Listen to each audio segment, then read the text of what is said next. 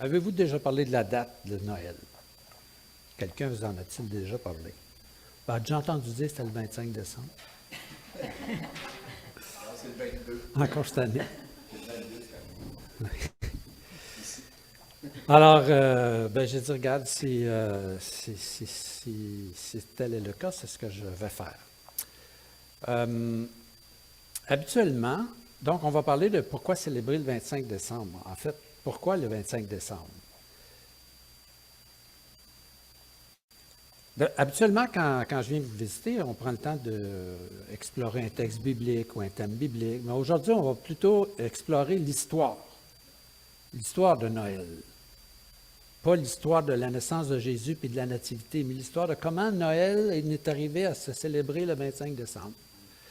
La raison pour laquelle je fais ça, c'est que, je ne sais pas si vous avez déjà remarqué, mais à chaque année, à peu près, il y a dans les médias soit un reportage ou ça peut être à la télévision, ça peut être sur les médias sociaux, dans les médias plus traditionnels comme la presse, Le Devoir, National Geographic, un article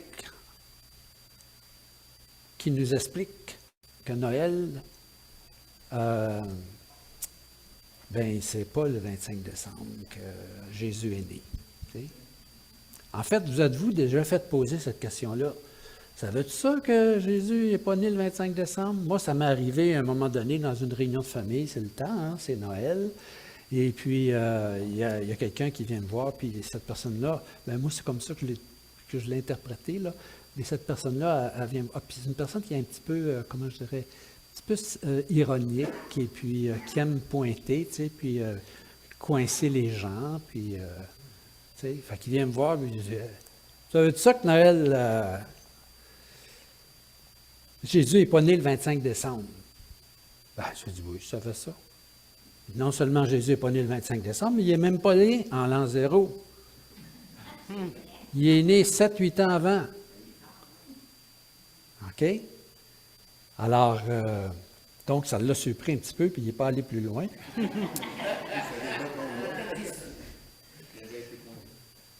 Mais au fait, là, cette question-là revient souvent, puis c'est pour ça que je me suis dit aujourd'hui, tiens, je vais aborder ça, Noël s'en vient, puis ça se peut que vous rencontriez quelqu'un qui vous dit, ça va être ça, puis des fois, ils sont fiers. Hein? Ça va être ça. Puis je pense que c'est important qu'on sache qu'il y a des faits qui nous font dire que oui, Jésus est probablement pas né. En fait, on va enlever le probablement. Jésus n'est pas né le 25 décembre, puis je vais vous expliquer pourquoi. Puis c'est bon qu'on le sache, parce que comme ça, si les gens nous posent la question, on peut répondre. Puis on n'est pas obligé de donner des réponses savantes. On peut dire oui, je le sais, puis donner quelques petites informations que je vais vous donner. Puis souvent, les gens, ils n'en savent pas plus. Fait que là, ils ont l'impression qu'ils ont affaire à un spécialiste ou à un spécialiste. Ils ne vont pas plus loin. Sauf qu'ils ont ouvert la porte. Hein? Ils ont ouvert la porte sur Noël. Et là, vous pouvez, en tout cas, on va voir tout à l'heure éventuellement, qu'est-ce qu'on pourrait faire. Donc, si Jésus n'est pas né le 25 décembre, pourquoi est-ce qu'on célèbre le 25 décembre? Bon, d'abord, pourquoi célébrer le 25 décembre? Hein? Cette question peut être comprise de deux façons. Pourquoi célébrer? Et puis ça, on le sait. Quelqu'un a dit à matin, on célèbre tous les jours. C'est toi qui as dit ça, qu'on célèbre la naissance de Jésus tous les jours, c'est vrai? Effectivement, j'ai déjà répondu ça aussi à quelqu'un. Mais pourquoi le 25 décembre? Qu'est-ce qu'il y a de particulier à cette date? Donc, c'est vrai qu'on ne connaît pas la date à laquelle Jésus est né, ni l'année de sa naissance. En fait, comme je l'ai dit tout à l'heure, c'est probablement -8, -7, puis encore là, on n'est pas trop sûr, parce qu'il y a eu, d'abord, il y a eu des mauvais calculs qui ont été faits, et puis ensuite, on a changé de calendrier, on est passé du calendrier julien au calendrier grégorien, ça a rajusté les dates. Et puis dans tout ça, là, il y a certaines choses dont on n'est pas trop sûr. Il n'y a aucun des évangiles qui mentionne la date de la naissance de Jésus. Toutefois, en se basant sur les évangiles, on sait que lorsque Jésus est né, il y avait des bergers dans les champs. Et là, je vais demander à Monique de nous lire Luc chapitre 2, versets 8 à 11. S'il vous plaît, Monique. C'est affiché à l'écran. Il y avait dans cette même contrée des bergers qui passaient dans les champs les veilles de la nuit pour garder leurs troupeaux. Et voici, un ange du Seigneur leur apparut, et la gloire du Seigneur resplendit autour d'eux. Ils furent saisis d'une grande frayeur. Mais l'ange leur dit, « Ne craignez point, car je vous annonce une bonne nouvelle qui sera pour tout le peuple le sujet d'une grande joie. C'est qu'aujourd'hui, dans la ville de David, il vous est né un sauveur, qui est le Christ, le Seigneur. » Voyez-vous, les anges apparaissent aux bergers, et les bergers sont dans les champs. Ah, c'est un détail historique qui est important parce que les bergers, c'est-à-dire dans la région de Bethléem, là où on est, là où Jésus est né, les bergers étaient dans les champs à partir de la fin mars, mi-avril, jusqu'en novembre. Mais pas en décembre. Donc, Jésus a pu naître. Oui, c'est pour ça. Oui, effectivement, il faisait trop froid. En fait, ni vous, ni moi, ni les bergers de Jérusalem, de Bethléem, voulaient coucher à la belle étoile, voudraient coucher à la belle étoile en décembre. Donc, Jésus est peut-être né au printemps, en été, en automne, mais certainement pas en hiver. Donc, le 25 décembre, là, ce n'est pas une date qu'il faut retenir pour la naissance de Jésus. Mais comment est-ce qu'on est arrivé au 25 décembre? Puis est-ce que c'est grave de ne pas fêter la naissance de Jésus, la bonne journée? Alors, on va regarder un petit peu l'histoire de l'Église. Ça peut peut-être vous surprendre, mais les premiers chrétiens ne célébraient pas Noël. Ça a pris, avant qu'on célèbre Noël, là, à peu près 300 ans. Les premiers chrétiens, eux autres, pour 3 siècles, la question de la date de la naissance de Jésus, ce n'était pas une préoccupation. Ce qui était important pour les chrétiens à cette époque-là, c'était la résurrection, c'était l'intronisation de Jésus sur son trône, après la Pentecôte, sa glorification, son exaltation. Il est le Seigneur de l'univers. Pour eux, là, c'était ça, la résurrection, l'exaltation de Jésus-Christ qui confirmait sa domination sur la mort et sur les puissances spirituelles. Il les avait vaincus, il était sur son trône éternel et il régnait sur... Et c'est ça qu'ils célébraient. On voit ça même dans le Nouveau Testament, et Monique va nous lire un autre passage dans Éphésiens au chapitre 19, verset 20, Éphésiens 1, verset 19 à 22, où on voit là quelque chose, Paul écrit sur l'exaltation de Christ, sa glorification. Pour que vous sachiez quelle est envers nous qui croyons l'infinie grandeur de sa puissance, se manifestant avec efficacité par la vertu de sa force. Il l'a déployé en Christ, en le ressuscitant des morts et en le faisant asseoir à sa droite dans les lieux célestes, au-dessus de toute domination, de toute autorité, de toute puissance, de toute dignité et de tout nom qui peut se nommer, non seulement dans le siècle présent, mais encore dans le siècle à venir. Il a tout mis sous ses pieds et il l'a donné pour chef suprême à l'Église. Voyez-vous, il a tout mis sous ses pieds, au-dessus de tout nom, toute puissance, de toute autorité, de toute domination, tous ces termes-là, de toute dignité, non seulement dans le siècle présent, mais dans le siècle à venir, tous ces termes-là, domination, autorité, c'était des termes qui étaient utilisés pour désigner les puissances spirituelles. Jésus, après sa résurrection, la puissance de Dieu l'a ramené à cette place où il est dans la Seigneurie. Il règne sur l'univers, il est plus puissant que toutes ces puissances-là. C'est l'apôtre Jean qui a pu écrire un peu plus tard, « Celui qui est en vous est plus grand que celui qui est dans le monde. » C'est ça qu'ils célébraient eux autres, la résurrection, l'intronisation de Jésus. Hey, ça, c'est quelque chose. Dans Philippiens, chapitre 2, versets 9 à 11, l'apôtre Paul revient sur la même chose. Monique, s'il vous plaît. Philippiens 2. C'est pourquoi aussi, Dieu l'a souverainement élevé, il lui a donné le nom qui est au-dessus de tout nom, afin qu'au nom de Jésus, tout genou fléchisse dans les cieux, sur la terre et sous la terre, et que toute langue confesse que Jésus-Christ est Seigneur, à la gloire de Dieu le Père. Merci beaucoup. Merci beaucoup, Monique. Voyez-vous,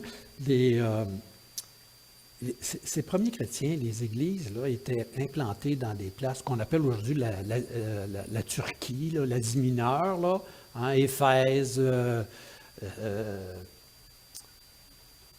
Corinthe en Grèce, Athènes, Laodicée, puis bon, toutes ces églises-là, c'était des églises qui venaient d'un arrière-plan païen. Il y avait des Juifs qui s'étaient convertis parce que dans chacune de ces villes-là, il y avait des synagogues à cause de la dispersion. Mais la grande majorité, après le 1er siècle, la grande majorité des gens dans l'Église est devenue de plus en plus des gens qui ne connaissaient pas nécessairement tout l'arrière-plan de l'Ancien Testament, puis eux, ils avaient peur des puissances spirituelles. Alors, le fait que Jésus était au-dessus de toute domination, de toute autorité, il pouvait se coucher en paix le soir en sachant qu'il n'y a pas un démon qui va venir leur tirer les orteils pendant la nuit. C'est ça qu'ils célébraient. Donc, les premiers chrétiens ont mis l'accent sur l'intronisation de Jésus-Christ à la droite de Dieu parce que c'était important pour eux de souligner et de célébrer la résurrection, l'exaltation, la domination de Jésus-Christ qui a vaincu la mort, les puissances spirituelles qu'eux craignaient. Avec Jésus, ils étaient en confiance. Alors, la principale fête qui était fêtée à cette époque-là, c'était la fête de Pâques, à l'occasion de laquelle on célébrait la résurrection et la glorification de Jésus-Christ. Comme ça pendant plusieurs, 2-3 siècles, 3 siècles au moins.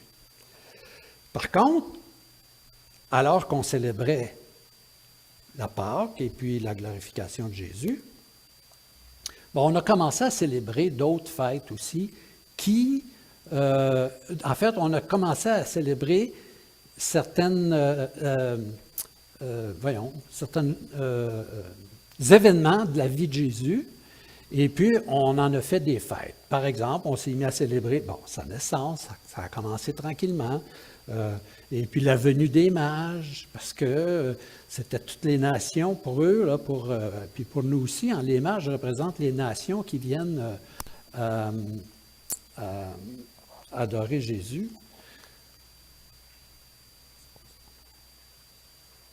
Monique, les problèmes de... Oui? OK. On va juste te confier entre les mains du Seigneur pendant que tu mets tes bottes. Là. Seigneur, sois avec Monique pour ce malaise qu'elle a et que tout puisse s'arranger dans sa santé. C'est au nom de Jésus qu'on te demande ça. Amen.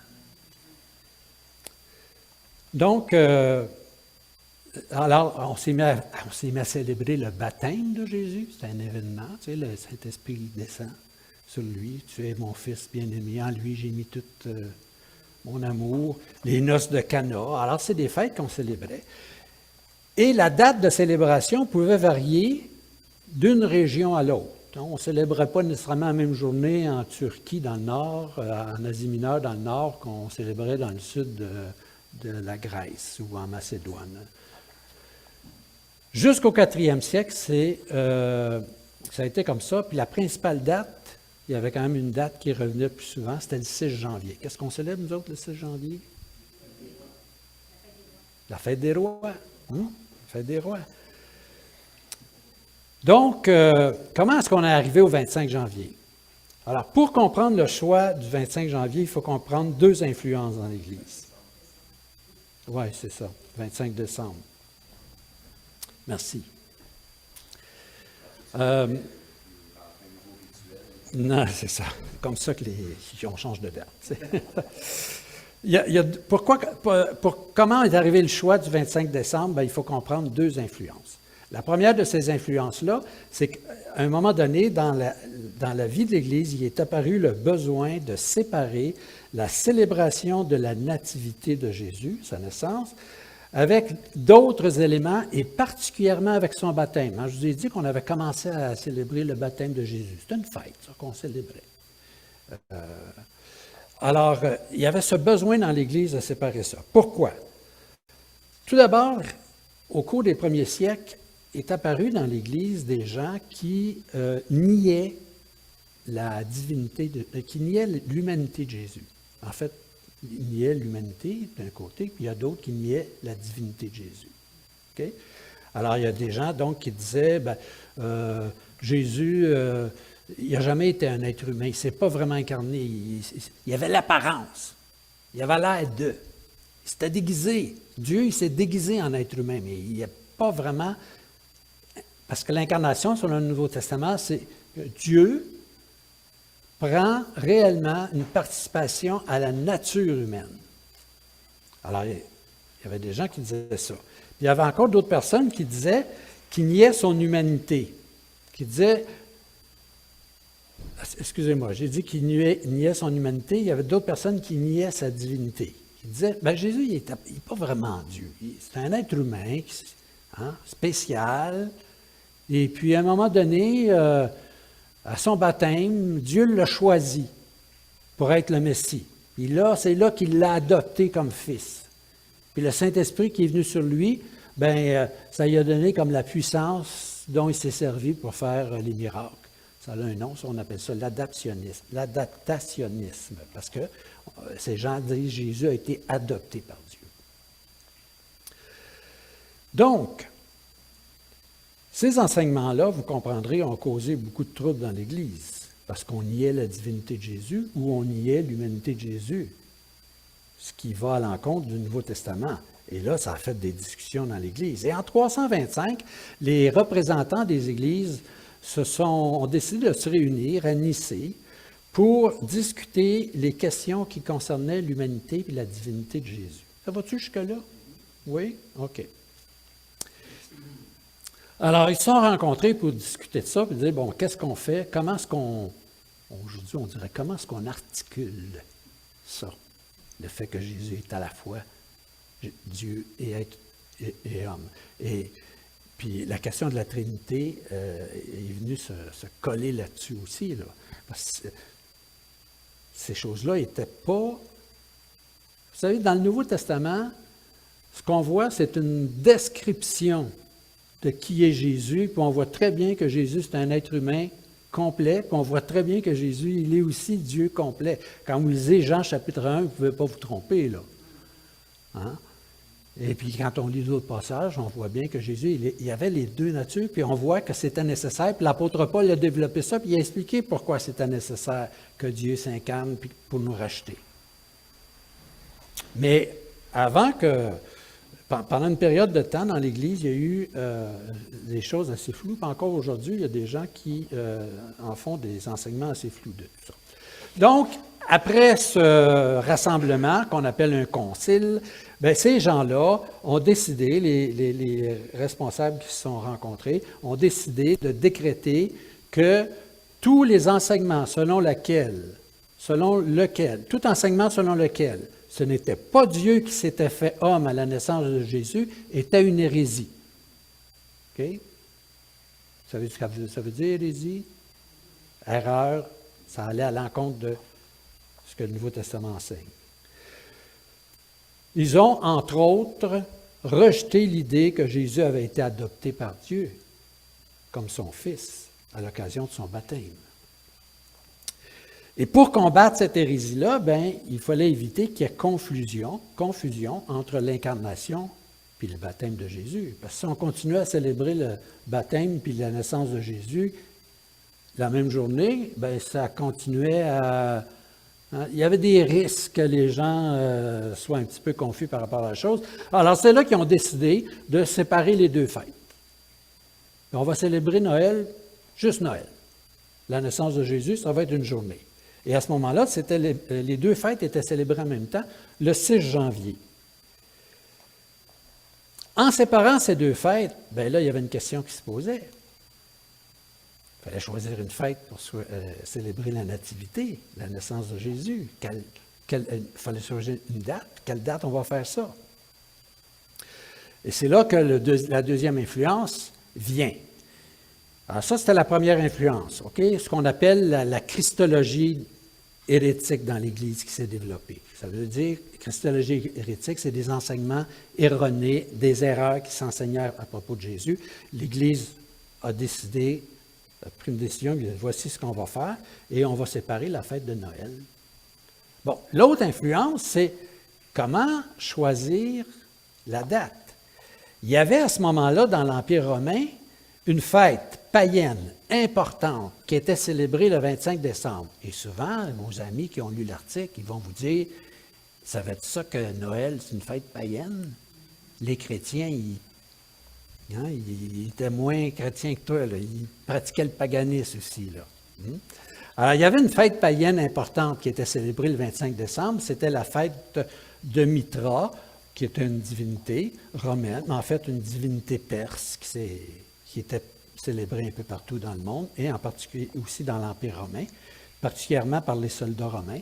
Et on célébrait, à l'occasion de la fête de Mitra, la fête de la lumière en l'honneur du soleil. Parce que, bon, à cette date-là, à ce moment-là, là, puis ça, c'est une erreur que les Romains ont faite, eux avaient calculé que le solstice d'hiver, je veux dire, vous savez ce que c'est le solstice? C'est là où les 2 jours sont égaux. Ça, c'était le 25 décembre. Aujourd'hui, on sait qu'ils se sont trompés, c'est autour du 21-22. Bon. Mais ils pensaient que c'était le 25 décembre. Et puis là, on célébrait la fête de la lumière. Pourquoi? Parce que la lumière revenait, les jours étaient de plus en plus longs. Alors, le Dieu Soleil était plein d'énergie, il avait fait le plein, puis là, soit qu'il se réveillait, ou il ressuscitait, ou il y avait toutes sortes de... Puis là, on commençait à célébrer la fête de la lumière dans ces journées-là. Et ça, c'était très, très célébré. Donc, dans la Bible, on parlait souvent du Messie en utilisant des symboles comme le soleil, comme la lumière du matin, comme le soleil levant. Les chrétiens ont décidé donc, à cause de ça, d'opposer la fête païenne de la lumière à la fête de la naissance de Jésus, qui est la véritable lumière du monde qui vient dans le monde pour sauver tous les êtres humains. Alors, voyez-vous, il ne faut pas confondre, là, parce qu'il y a, comme des fois, il y a certains des articles qui arrivent à la conclusion que le 25 décembre, c'est une fête païenne, puis que les chrétiens avaient commencé à pratiquer le syncrétisme. Vous savez, le syncrétisme, c'est quand on prend un petit peu de ci, un petit peu de tout ça, un petit peu de ça, tu sais, puis là, on mélange tout ça, on brosse ça comme il faut. Là, on laisse ça là, sur le comptoir reposer pendant quelques minutes. Après on le fait cuire. Bon, tu sais. Oui, c'est ça. C'est ça du syncrétisme. On mélange toutes sortes de choses.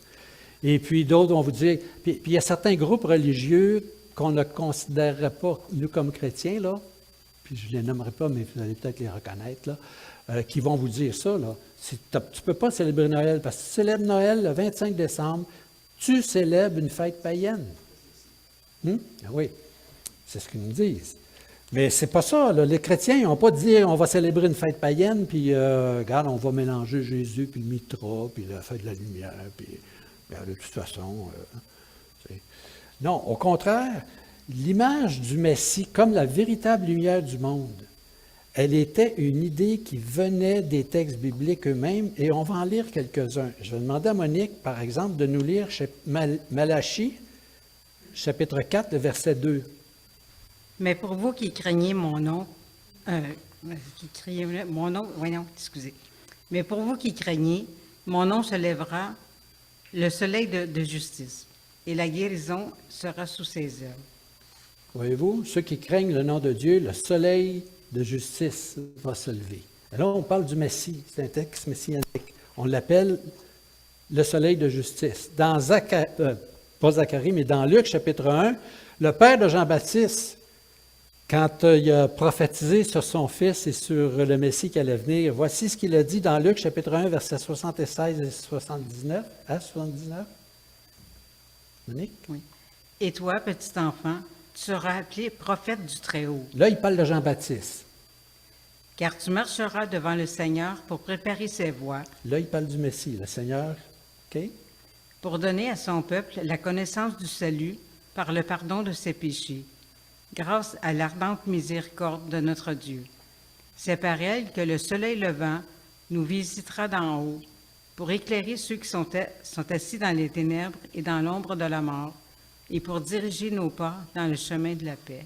Voyez-vous, c'est par elle que le soleil levant nous visitera d'en haut pour éclairer ceux qui sont assis dans les ténèbres. Voyez-vous, l'image de la lumière qui est là pour nous parler de Jésus.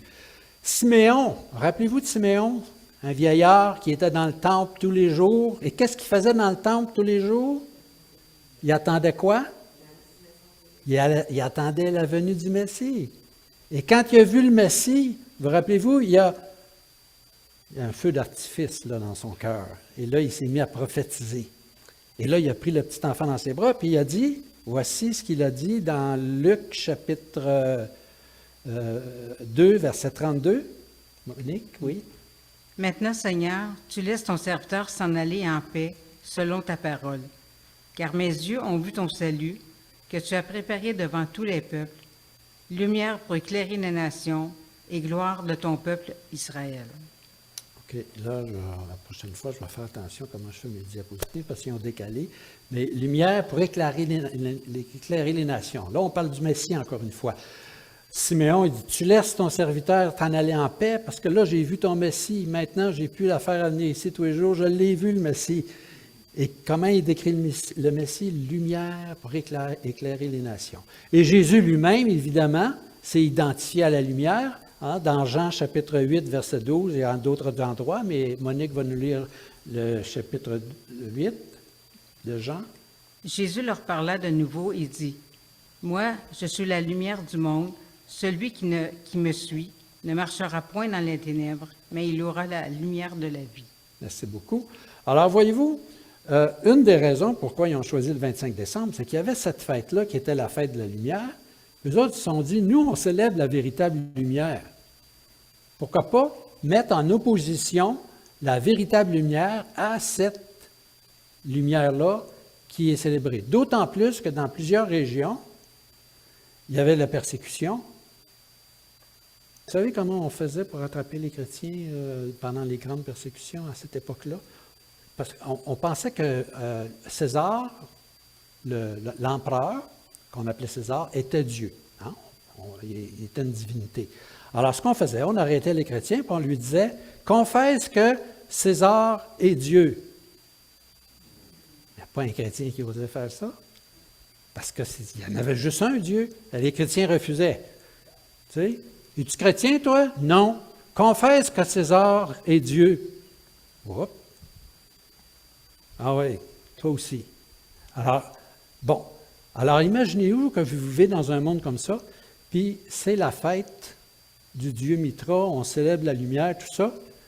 Les voisins, ils regardent chez vous, puis ils disent, ils sont bien tranquilles, les autres, ils ne célèbrent rien. Je pense que c'est des chrétiens. Alors, dans un contexte, nous autres, ça ne nous dérangerait pas, là.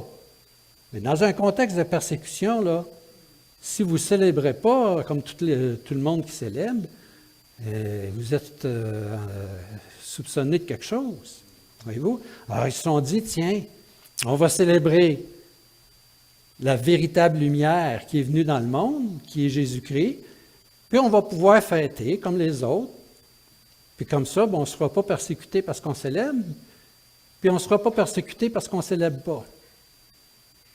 Alors c'est comme ça que, tranquillement, la date du 25 décembre en est arrivée et à être célébrée pour la naissance de Jésus. Donc, et pas avant, la première évidence qu'on a de ça, là, c'est en 336 à Rome. Alors, voyez-vous, ça a pris quand même beaucoup de temps.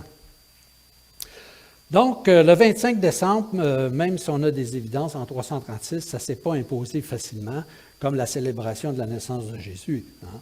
Ça a pris plusieurs années, plusieurs dizaines d'années avant qu'on arrive vraiment à célébrer le 25 décembre, parce qu'il y avait des églises qui voulaient quand même garder le 6 janvier. On l'a toujours fait de même. C'est comme nos réunions d'église, ça. Hein? On essaie de changer quelque chose, mais on a toujours fait ça de même. Pourquoi on changerait de date? Hein? Bon, ben c'est un peu ça qui s'est passé. C'est seulement que vers le 6e siècle que la grande majorité des églises s'est ralliée à la célébration de Noël le 25 décembre. Alors, voyez-vous que ça a pris du temps, et même qu'encore aujourd'hui, il y a des églises qui célèbrent le 6 janvier. Alors, quelle leçon est-ce qu'on peut tirer pour nous? Bien, d'abord, la première leçon, est-ce qu'il y a une importance absolue à la date? Bon. Muriel a dit non. Plus simple, le jeu, Marielle. Alors, organisationnellement. ouais, ben, c'est plus simple pour s'organiser, là, parce qu'il y a la moitié de l'Église qui célébrait une date, l'autre moitié, ou un tiers à l'été, un autre tiers le 25, puis un autre tiers, bon. Oui, c'est ça. Alors, voyez-vous, ce qui est important, c'est ce que nous célébrons. Qui nous célébrons? Alors, on n'a aucune assurance historique quant à la date exacte de la naissance de Jésus. Toutefois, ça ne doit pas nous amener à rejeter la fête de Noël comme une fête sans importance. Ce qui importe, c'est que la fête de Noël, c'est l'occasion de célébrer la grandeur de Dieu et de son amour pour nous. Et quelque part, si on veut célébrer comme Église, ben, il faut s'entendre sur une date. Bon. Ils sont entendus sur le 25 décembre, célébrons le 25 décembre. Et si quelqu'un nous dit, c'est une fête païenne, bien là, on pourrait expliquer certains des détails que j'ai expliqués ce matin. Puis inquiétez-vous pas. Les gens, la plupart, ne savent rien de ça. Fait que, je vous le dis, vous allez passer pour une ou un spécialiste si vous donnez quelques petits détails.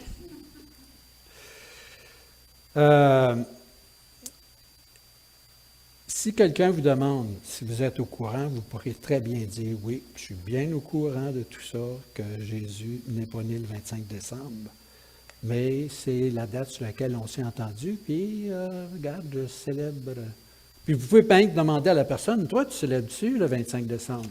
Tu célèbres qui? S'il vous dit que c'est une fête païenne, tu célèbres-tu la fête païenne? Ah, je ne crois pas à ça. Ben, tu crois à quoi?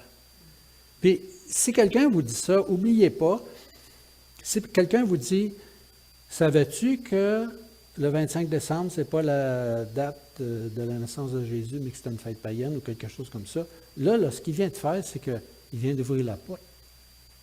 Ce n'est pas vous qui lui avez parlé de Noël, c'est lui ou elle. Alors, vous pouvez très bien lui dire, mais toi, si vous avez le courage de le faire, parce que des fois, il y a des personnes dans nos familles qui sont intimidantes, mais si vous avez le courage, vous êtes en bonne relation avec cette personne-là, puis ça va pour vous de poser la question, vous pouvez lui dire, qu'est-ce que tu célèbres, toi, à Noël? Ou, qu'est-ce que tu penses que moi, je célèbre à Noël? Ah, ben, je pense que tu célèbres le petit Jésus. Ah, attends une minute. C'est pas tout à fait le petit Jésus que je célèbre. Hein? C'est Dieu qui s'est fait homme, puis là, vous pouvez expliquer rapidement ce que vous croyez. Bon, voilà pour la date, puis j'avais quelques indications là pour essayer de donner des réponses, mais j'ai épuisé mon temps ce matin, là. Alors, on va arrêter ici. J'aimerais juste vous dire, comment est-ce qu'on va réagir à ce que Dieu a fait et que nous célébrons Noël? Si Dieu nous a aimés, comme on le lit dans les Écritures, on est invité à ne pas rester indifférent, mais à lui répondre. Alors, si on a pris cette décision de marcher avec le Seigneur, puis que peut-être qu'avec le temps, on s'est comme un petit peu éloigné, bien, Noël 2024, ce sera l'occasion de dire, Seigneur, je veux te célébrer, et non seulement te célébrer avec mes lèvres, mais avec ma vie. Voici ma vie, je veux marcher dans tes voies. Je termine ici sur la date de Noël. Je ne sais pas si ça répond à certaines de vos questions ou si ça en suscite encore plus, mais en espérant que ça pourra vous aider à répondre à certaines questions, ou tout au moins à répondre à vos questions, vous. Bon, voilà. Je vais dire ça de même, je vais finir comme ça. Comme je l'ai dit, moi, je pense que c'est important qu'on connaisse un peu ces détails-là. Parce que si on n'en connaît pas du tout de ces détails-là, les gens, ils nous lancent des affaires, mais on ne sait pas quoi faire. Puis là, on essaie de leur parler de Jésus, mais ils disent, regarde, tu ne sais pas de quoi tu parles, tu ne savais même pas que... Alors, c'est bon d'avoir ces connaissances-là, je pense. Merci.